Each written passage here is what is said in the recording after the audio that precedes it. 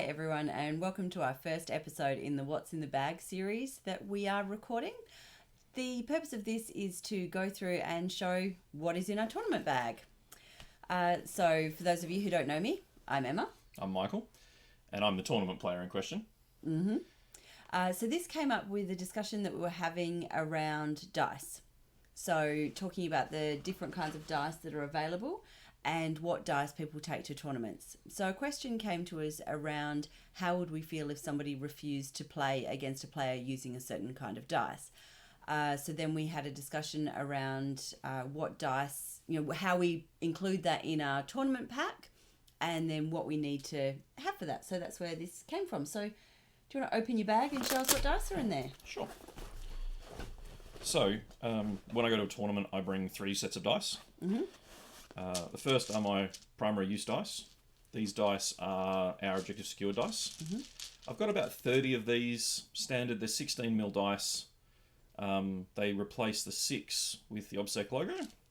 There's about 30 of those in this bag. But otherwise, they're just standard dice. They're, as you said, 16mm, standard white pips, really easy to see, nice and easy to read. Yeah, they're dark dice with white pips, so it doesn't really matter what side. You can make it out as I flick it around there. You could if you go slowly.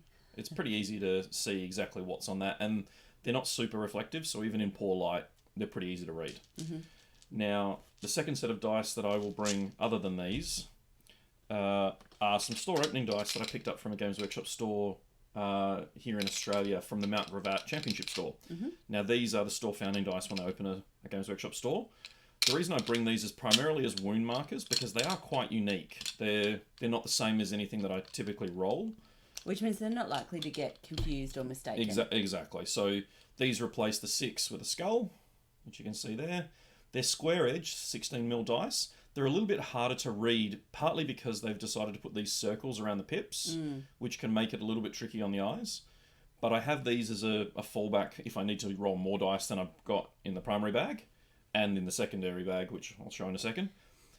So these are my wound counter dice most of the time. Yep. So now I'm going to throw a question that we didn't talk about beforehand. So these are square edge dice. Yes, they are. And these are rounded edge dice. Yeah.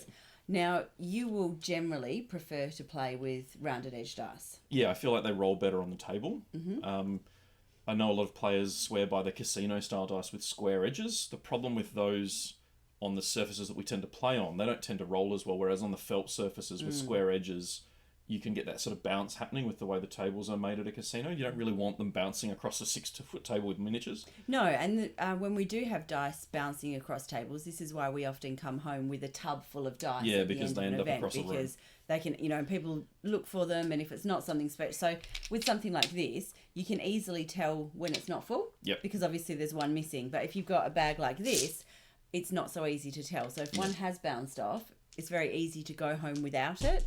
And if it's a more generic dice or one that's quite a popular dice, how do we get that back to its owner?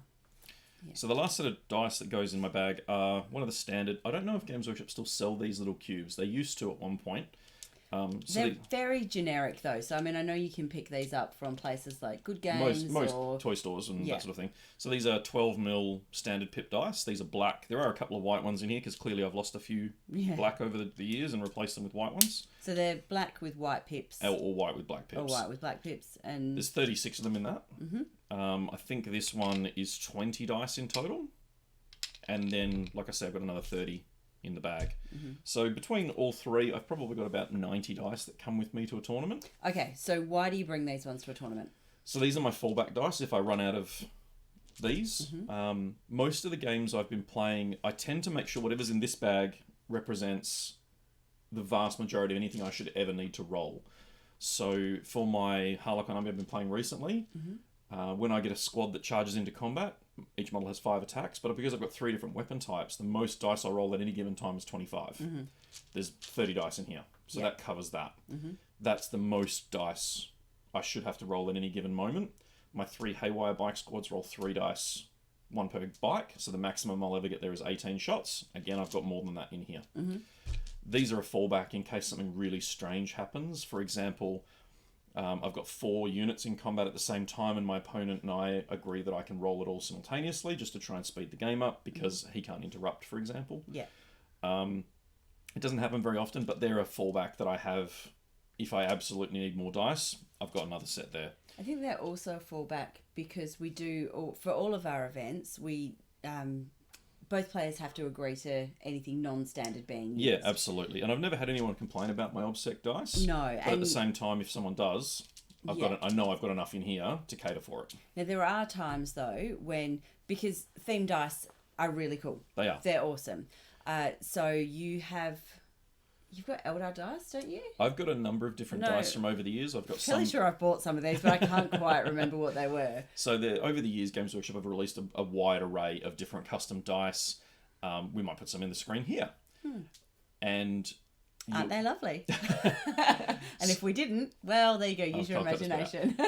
So you'll get them. They'll often replace the 1 or the 6, and there's not a lot of consistency there, which can confuse opponents. Or there's some dice where you've got something on the 1 and something on the 6, which again adds to that confusion. Because am I looking for this or am I looking for this? Yeah. So, and then obviously of lately we've also seen the Lumineth dice released, which are there is an official name for it, but they're a 6-sided rectangle.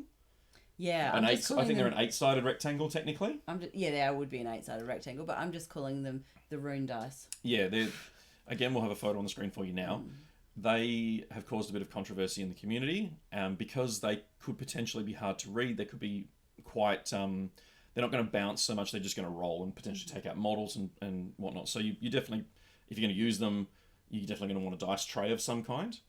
Now, those dice trays aren't always manageable at a table, so having an alternate option of standard 6-sided 12mm Pip dice. Because there are the rune dice, which the discussion is around, are they going to be difficult to read? But there are other dice that are difficult to read as well. Yes. So, when you've got something that's grey with silver pips, or you've got something where they've got kind of things that look like they're squeezed up, that you're trying to go, well, how many's on there? The Death Guard dice and the Orc Squig dice from Games Workshop have been particularly hard to read for players for a number of years, or probably at least the last 2 years now. The Death Guard dice came out at the start of 8th edition. Yeah. So, yeah, they're definitely, particularly for tournament play, if you're playing with your friends, obviously when you've got no constraints around time, then you can afford to go through and take your time and enjoy the fact you have these cool dice. When you're at a time limit, it's really important that it's as easy as possible for players to read. And that even comes down to the difference between pips and numbers. Yeah, and so these little videos in this particular series are aimed more at people who are newer to a tournament scene or event scene. So some of these are just tips to think about when you are looking at what to add to your tournament bag, or what kind of things to think about when you're making decisions around what you're going to buy. So looking at the difference between pips and numbers. Now, this could be down to what you're used to playing with. I think the average person, though, when they play board games, even from a young age, things like Monopoly and Scrabble and any of those sort of dice-related, maybe not Scrabble because there's no dice in Scrabble. Yeah, I was just thinking, really, Scrabble? Yahtzee was the one I was thinking of. And I got confused going, it's not Boggle either. Anything that uses dice tends to be pipped. Yeah. It's very rare that you see dice with an actual number on them. And that can get very confusing, particularly when you're rolling mass amounts of them. It feels easier, at least for me, when I've got 30 dice on the table, it's much easier to cull them by pip than it is by number. Yeah, and I think sometimes you've got, when you've got the 2, is that a 2 or is it a 5? Yeah. And, depending on what it looks like, maybe is it a 3 or a 5? There's no kind of mistaking between a 2 and a 5 on a dice. Yeah, and as long as obviously once you get more experience and you get used to seeing what each dice looks like because of the configuration of where the pips are, it gets pretty easy to clear them out. Yeah. So I think if you're going to go to a tournament, having a generic set of dice like these, now if you have bought any of the starter boxes, you will have some generic dice lurking around. And if not, for the generic dice, they are pretty cheap to pick up. You can pick them up from most hobby stores or game stores or toy stores. Yeah. I'd certainly suggest having that sort of 30-ish number in your box, just so that if someone gets to a table and some people who might be dyslexic or have some other visual impairment might also prefer something that's a bit easier to read than something with symbols. And that's an important one to be able to offer that experience so that you're not creating a difficult time for your opponent.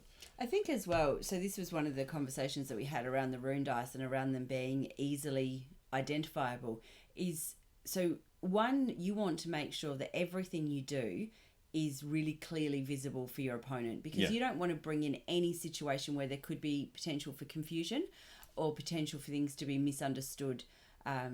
So you want to make sure that when you're clearing dice, your opponent is really confident that you're clearing the right dice. Yeah.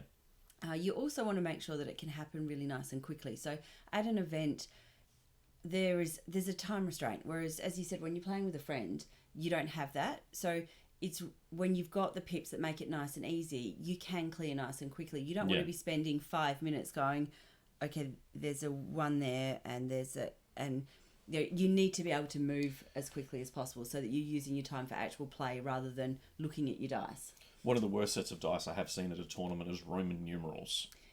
Yes. They are particularly hard to read because they are all just vertical lines, and the 3 can look like... Once you start putting V's in there as well with 4s and 5s and 6s, it can all get quite... Particularly 4, 5 and 6 can get very tricky. So I would steer clear of those, particularly if you're a new tournament player and you are trying to play quickly. It doesn't need... You don't need anything fancy. So, no. like, this is in a cute little box, and a lot of these come in the box, and I'm fairly sure they're less than $10. I don't know about that. Depending on where you buy them from, they could certainly be very cheap. Most of you can bring them just, in a Ziploc bag. Yeah, and look, I mean, these dice bags are great because you can have, like, this has only got 30-ish dice in that space. I can easily get another 30 in there. And for people who play orc armies, we've seen people who have come with... Well, we've seen people who've got, like, 300 in the dice bags, so... And, if you are going to run custom dice, I would suggest still using pips, but only putting a symbol on one side. Yeah. There's a lot of dice I've seen where they, particularly, again, from Games Workshop, who do manufacture a bunch of custom dice, they'll sometimes put the symbol on the 1, they'll sometimes put the symbol on the 6. They've often been put 1 and 6, which can make it particularly difficult for players. So I would strongly suggest symbol on the 6 is kind of the norm, I think, these days, most of the time. I always think the symbol's on the 1. But I think so long as you just let your opponent know. Yes. I think at the start of the game, if you are using custom dice, and we are fortunate with a lot of our events that a lot of our players do bring objective secured dice, so a lot of people know that the 6 is replaced by our symbol. Yeah. But if you've got a custom set of dice that your opponent might not have seen before, giving them the heads up and letting them know what the symbol means ahead of time is a great one. And I think just starting your game by saying, I'm using these custom dice, the logo's on the 6, do you have any issues with that? If they have any concerns, no problem, got this as a backup. You've got my generic dice. And just rolling with it. Like, you don't want to start with any animosity over anything. And I've got a whole raft of different dice that I've either had custom made or purchased for different armies. I've even got a set of Harlequin dice. Those are the ones that I was thinking of. Amazing looking dice, but are terrible to play because they're slightly transparent, but they've also got swirls of colour through them, and then the pips and the symbols, they're just not practical for fast play. They're not, but they're great for, when they look fantastic, and if you've got a display component of your army at a tournament, bringing that along and having it set up with the army just adds a little bit of extra theme to the army, so that's often worth doing just for that. But and if you're playing with friends, it's cool to play with, or if you happen to choose to use those for your wound markers, then that's fine as well. Absolutely. But in general, if you bring 3 sets of dice, your preferred dice, your generic dice, and then a pool of backup dice, whether they're just in case you need a few extra or whether they're for wound markers or tracking effects of some kind, it's useful to have a third set that are completely different than the other 2, just to make sure that you've got an opportunity to use them if you need them. Yeah, and would really recommend having that one that is completely different for anything that you're using to track. I've seen it quite a few times where people haven't, and they're pulling their dice out of their bag to use. One, they then run out of dice to actually use to play the game, but then they're also at risk of going, and that one, what was that on? How many wounds was that on, and so on. So having 3 sets of dice is my recommendation for tournament play. It's very rare these come out for me these days, but I know the day I take them out of my bag is the day that I need them. So that's what's in the bag for dice. Perfect. And if you like the look of our offset dice bag or dice, then come chat to us at an event. Yep. You find links for all our events in the description below. Otherwise, we hope to see you at an event soon.